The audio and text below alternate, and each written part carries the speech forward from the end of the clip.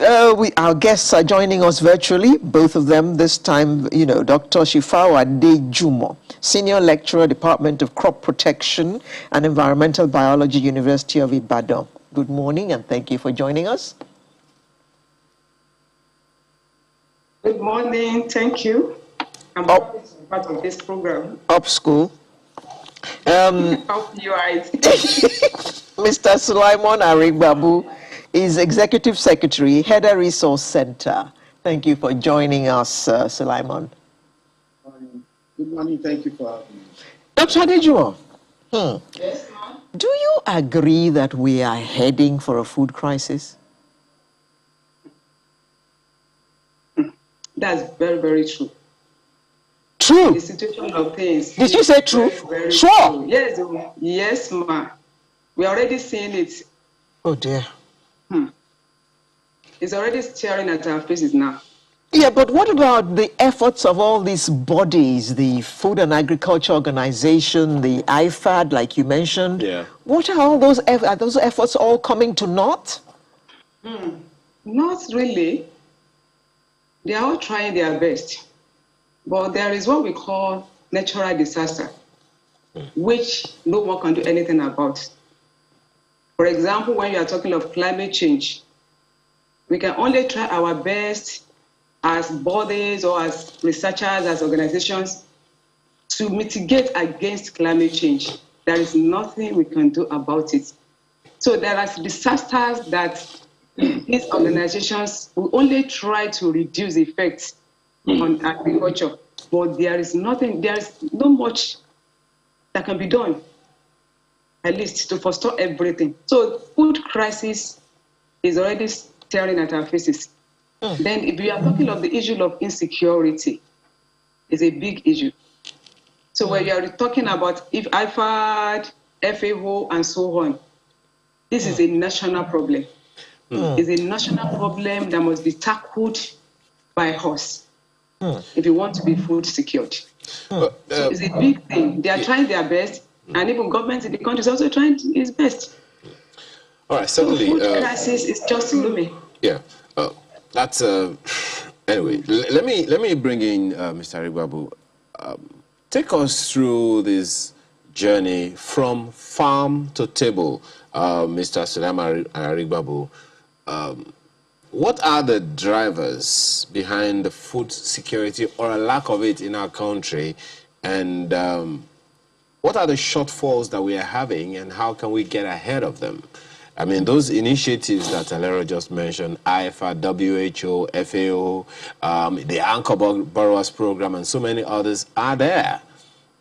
So from farm to table, what are those food drivers, those drivers for food security that we need to give a little more attention?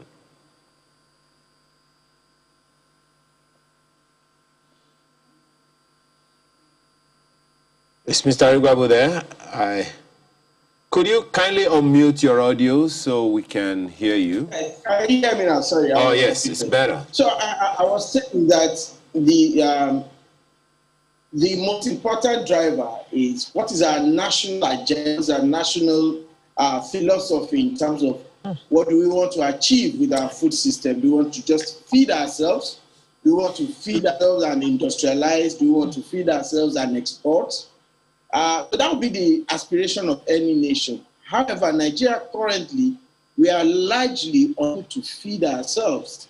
And so that's why we are spending so much on importing food.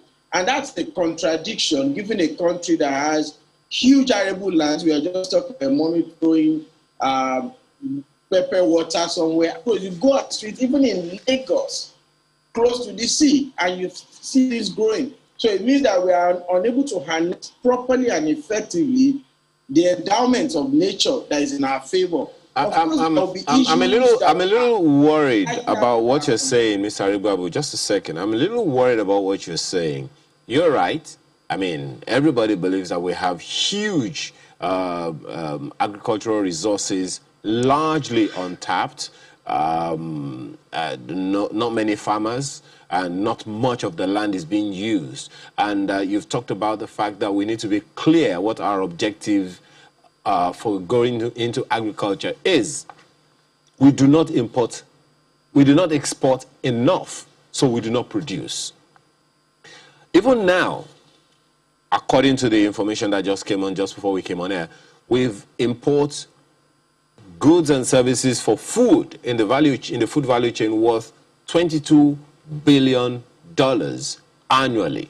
Let's even talk about taking those figures away. Let's talk about feeding ourselves first. What are those drivers that we need to give attention to? Okay, so I mean, that's what I was getting on, because the reality is that we're not taking advantage of the natural endowment we have. We are not empowering our farmers to be able to, we say we are cultivating less than 2.5% or thereabout of our land. Even the ones that we are cultivating, are we getting maximal yield from what we're doing? Because we are not giving the right kind of support. One, knowledge is important. In Africa, in Nigeria, agriculture is still largely the way it's been practiced since, the dawn of human in agriculture.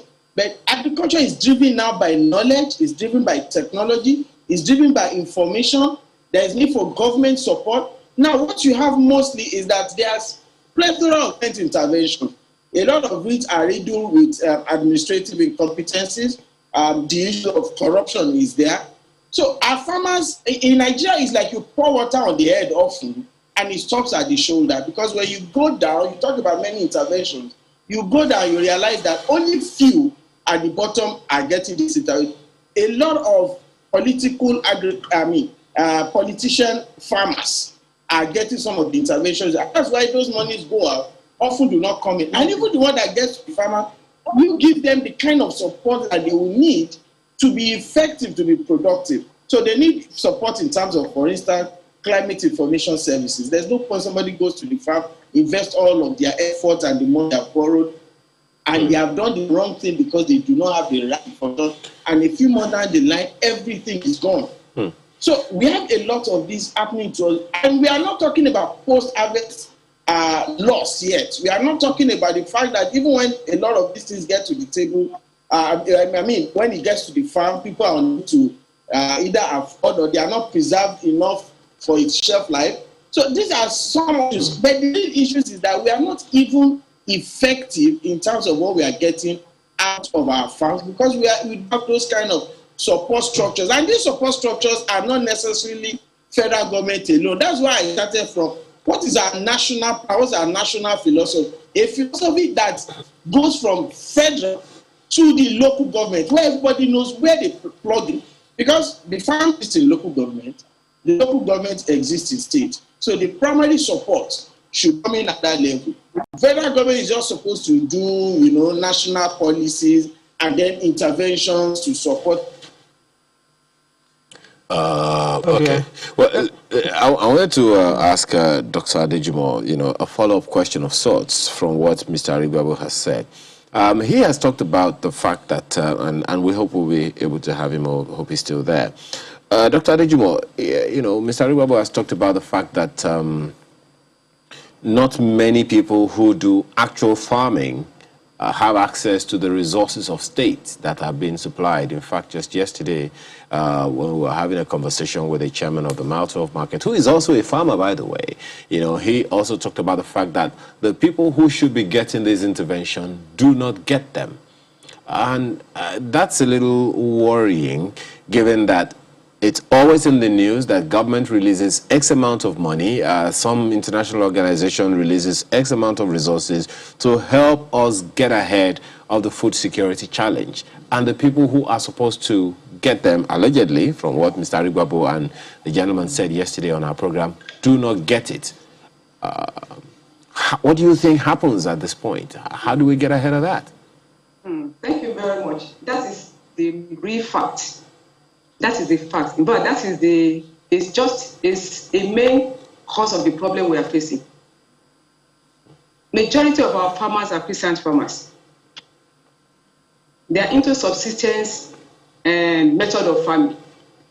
These farmers, we call them resource poor farmers.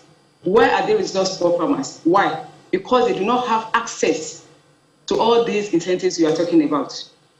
Like he said, All these things, yes, government is trying, they're trying to bring up so many things, so many policies and so many plans just to support the farmers. But majority of these things are not getting to the real farmers. We have real farmers. Women are also involved in farming. When you get to Benue and in those areas, women are the ones involved in farming. Do they have access to all these resources you are talking about? No. Rather, they will start to distribute fertilizers and rewards among the politicians who are not the real farmers. So what is said is the fact. Majority of our farmers are peasant farmers, and that is why we do not have many people in agriculture. Our youth are not encouraged to go into agriculture because there are no incentives. So it's only those old people, old women, old farmers, old men that are left on the farm. What can they do? So we still practicing this subsistence type of farming till today, and we want to feed the nation and even exports, which is not possible. So that is the major source of our problem.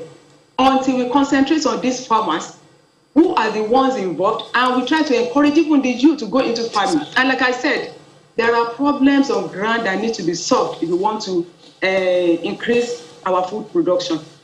What we understand by food security that we're even talking about. Food security is people at all times having physical and economic access to sufficient, safe, and nutritious food to meet their dietary needs. But do we have access, even locally, do we have access to this food?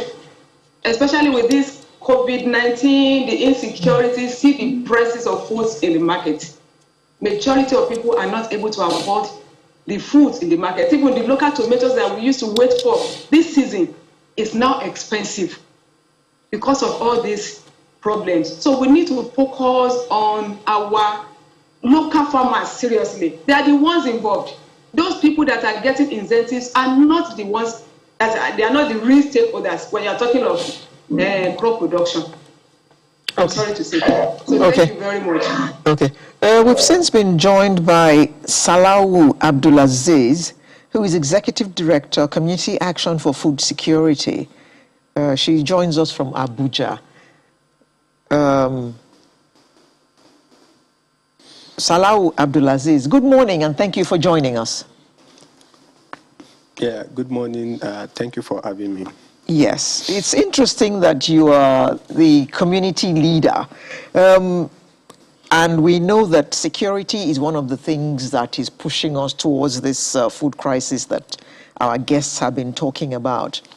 But earlier this week, we did hear that 1,000 hunters, yes, 1,000, that was the figure, that 1,000 hunters were going to join in securing farms. I think it was in Adamawa State, one of the states in the northeast anyway. How much is that going to help our current situation? Yeah, thank you so much for that question. So those hunters going around to get farmlands would not really help us. If we are talking about food security, every person must be involved, because whether we like it or not, we are all stakeholders when it has to do with food, because we all eat food and we have to come together. The government cannot actually do it alone. We have to take it from top to bottom. We have to engage the small-scale farmers at the local level. We have to revitalize the way we are dealing with small-scale farmers and the local level. And that's talking about engaging, starting from the federal government, the state government, the local government. The local people needs to really get involved, because there are a lot of interventions going on, but is it getting to the right people that actually needs it? The answer is no. So the era of this issue of political farming and every other things affecting security, we need to take or put it to a full stop, because whether we like it or not, if we don't take these challenges as a collective responsibility, we'll still keep saying the same thing till 2030, you know. And as we all know, we are currently in the decade of action in achieving the Sustainable Development Goals. It is very, very important for us to see ourselves as stakeholders. Like I usually tell people when I get to speak to people, that you don't necessarily have to be on the field to call yourself a farmer. You can key into various agricultural value chain, and you'll be fine. So for us, for me, I think it is very, very important for us to work strategically. We are, and whether we like it or not, no action is actually wasted or very little or small. We need to get involved, and we need to engage, you know, the small-scale farmers and other stakeholders holistically for us to achieve what we are really, trying to boost our food security. Thank you.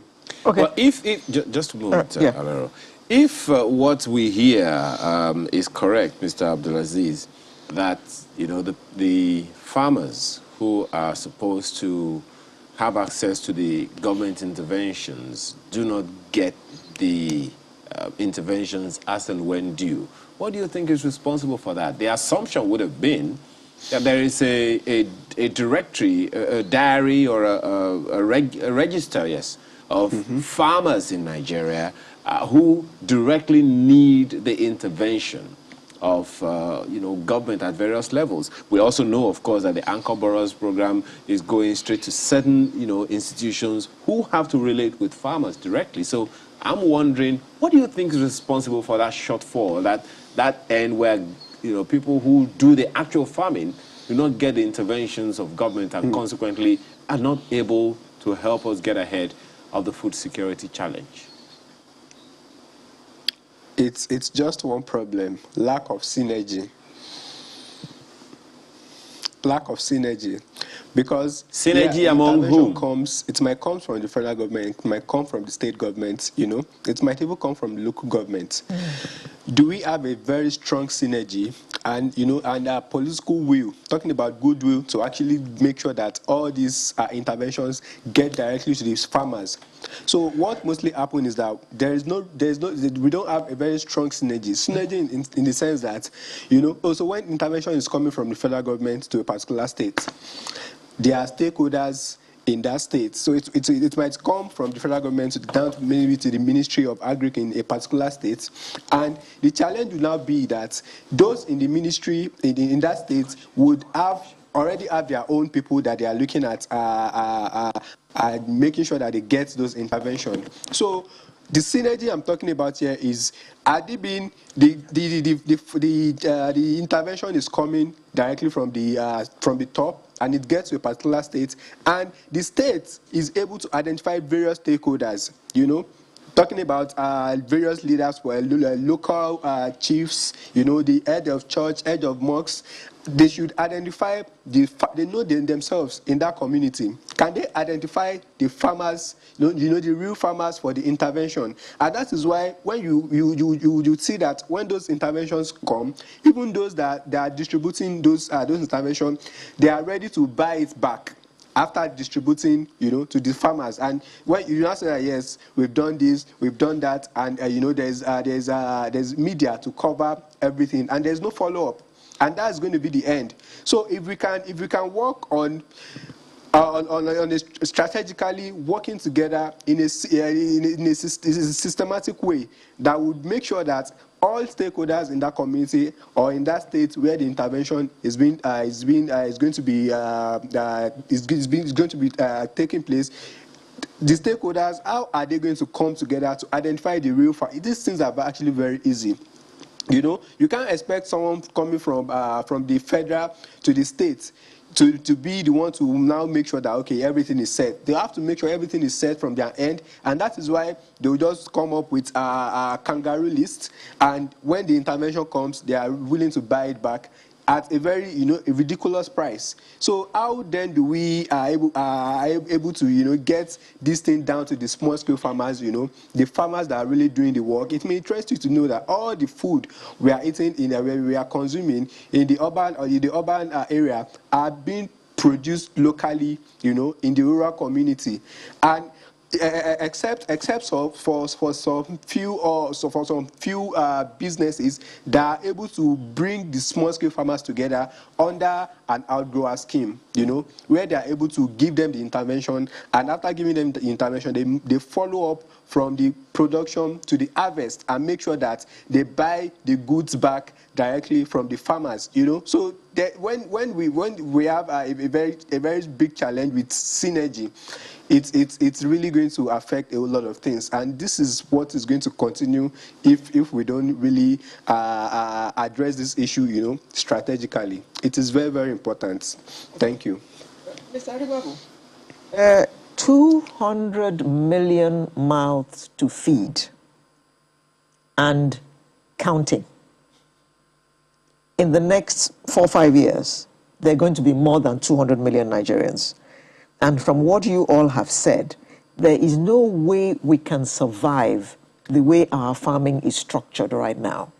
We need to move from the subsistence level to the mechanized level. That sounds to me like rocket science. But you are in the industry. How on earth are we going to achieve that so that we can feed ourselves? It may sound like rocket science, but really it's much easier than we are experiencing it in Nigeria. And the pain of our lack of food security is simply corruption. What Mr. Abdulaziz has kind of touched on. It's simply corruption. Corruption at all levels of service for duty bearers, you know, to the farmers. Because outside of that, it's not so difficult to have hubs of mechanization service to farmers. That is supposed to be the duty of local government. That's supposed to be the duty of states. So, I mean, mechanization, for instance, and we are talking about appropriate mechanization. If a farmer is farming 100 hectares, that's not a small scale farm. You don't expect such a person to require the same kind of mechanization as the farmer who is farming 1 or 2 acres. So, but what usually happens is that most government intervention looks at doing the big farming, forgetting that the most of the food that we eat, outside of the one that we import, are farmed by small-scale farm people surviving on 1 acre, 2 acres of farm, or even less. So, we need appropriate kind of technology that will service this kind, and those technologies are available. As a matter of fact, those technologies are not even under patent anymore. These are technologies that our research institutions, our engineering faculties can be supported to produce MRs. We make our local government hubs for providing these services. Aside from technology mechanization, education, the right kind of education. Look, farmers can learn. It doesn't matter whether they are literate or not. Farmers can learn to communicate with them in the right language. And often, the things they need to learn are already available. Researchers in those institutions, University of Ibadan, and the rest of them, IT, they already have done the research. But the gap between the gown and the farm.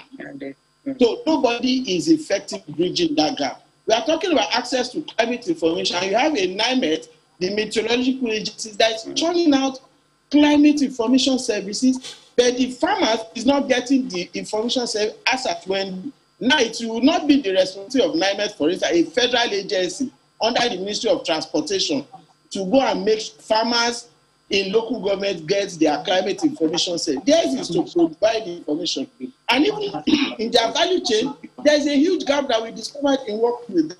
So the reality is that those who are duty bearers at the various levels of government are not playing their part effectively. We have seen a lot of ceremony, a lot of dancing around, and they are not addressing the core of the issue. And the times when government do come out with their intervention, a lot of it, like I said, is water poured on the head that's stopped on the shoulder. So corruption is a major problem for us. It is not rocket science. I attended virtually a tour of an intervention on sustainable agriculture yesterday, right here in Nigeria, where people are already pioneering how you use, sustainable agricultural practices to ensure that the small scale produce maximally, and they are unhindered by the little challenges that are facing them now, e.g., pests and what have you. Now, this kind of information, if you want to give it to the farmers, the opportunity is there. But somebody has to facilitate that, which is where state government and local government comes in. But they are not doing enough of that. What you see them do is that on World Food Day, they come out with we are spending 1 billion to support our farmers. They come out with a lot of things. They say they're giving out to farmers. At the end of the day, those things go to party members. But we don't hear, Mr. Arigbabu, we don't hear the farmers complain. We don't hear, those who are in, core agricultural practice, raise issues or contra, what's that word again? They give alternative opinions about these things, when, government comes out and says these things. So there should be some, organizations that will come out and say, well, you may have spent it on paper, but it's not on the farms.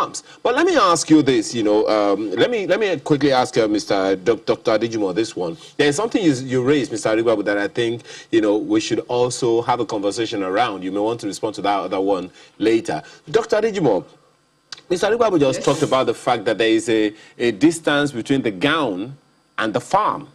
And, it's a question that came to my mind way before he even mentioned that. The fact that adequate education doesn't really go out about exactly what agriculture is. Not everyone who is into agriculture has to go to the farm. For instance, you, one way or another doing it, senior lecturer, Department of Crop Protection.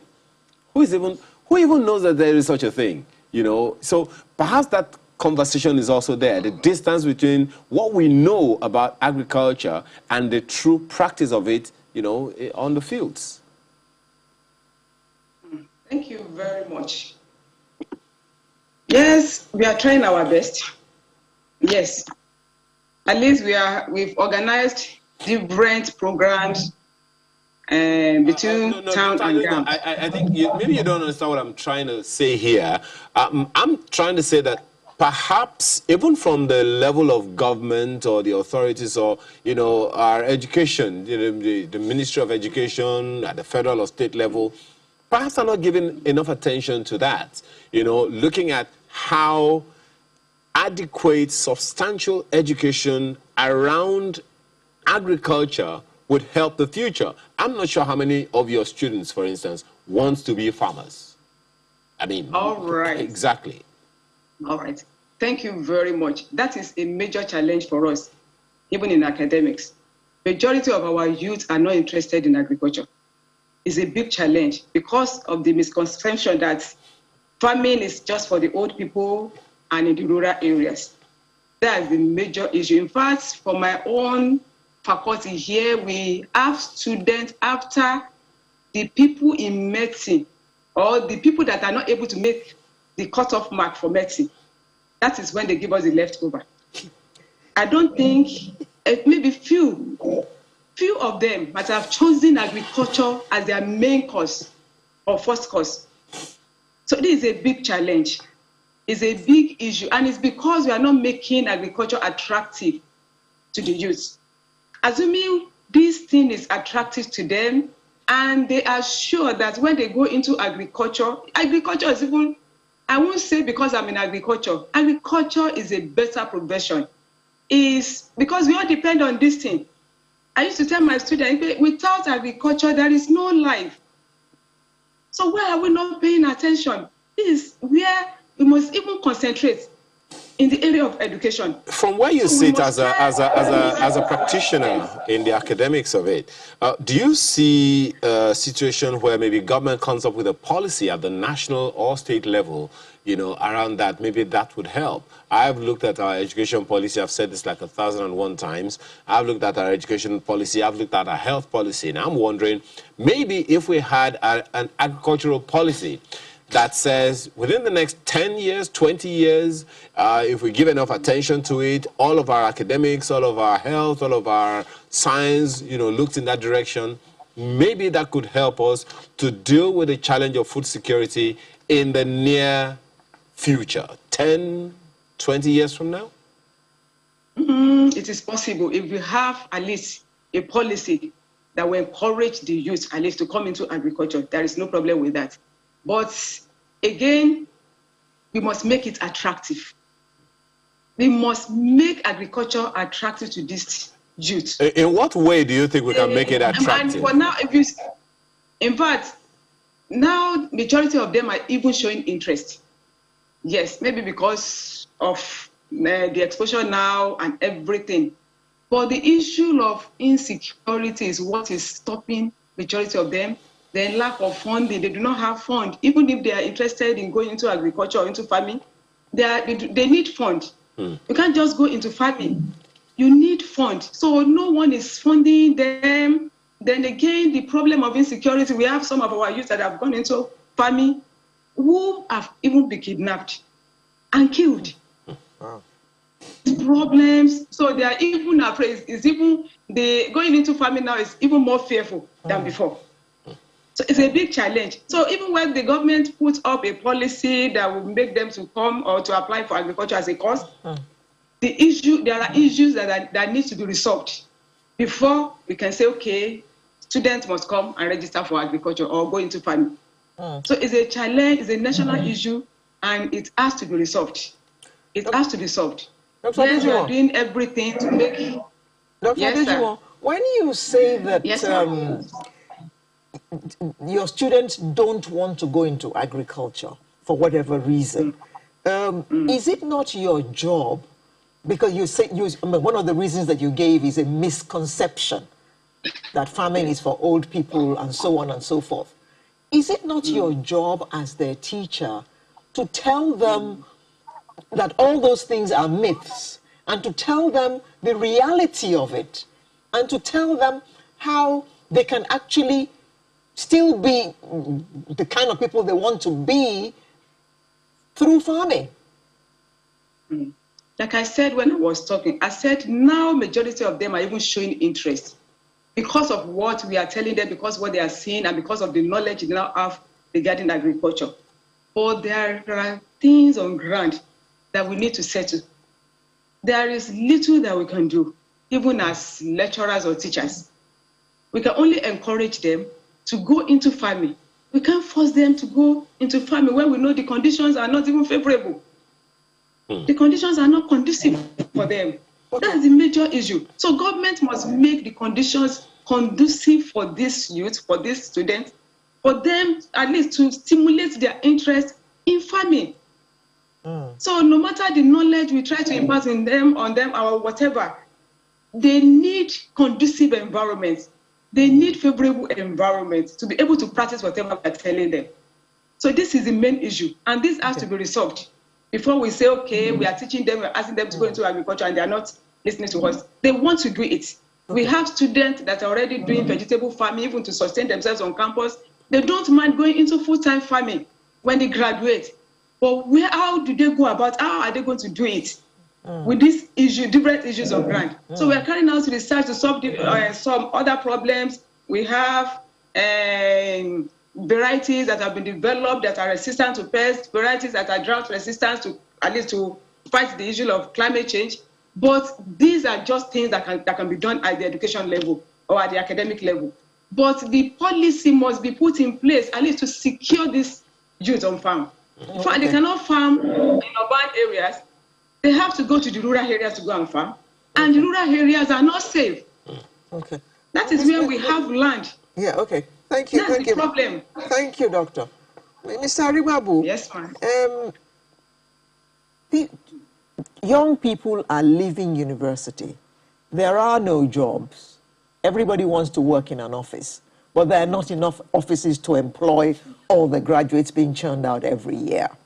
So what kind of policy should a state government, for instance, have in place to bring young people into farming such that the food crisis that is looming does not become a reality?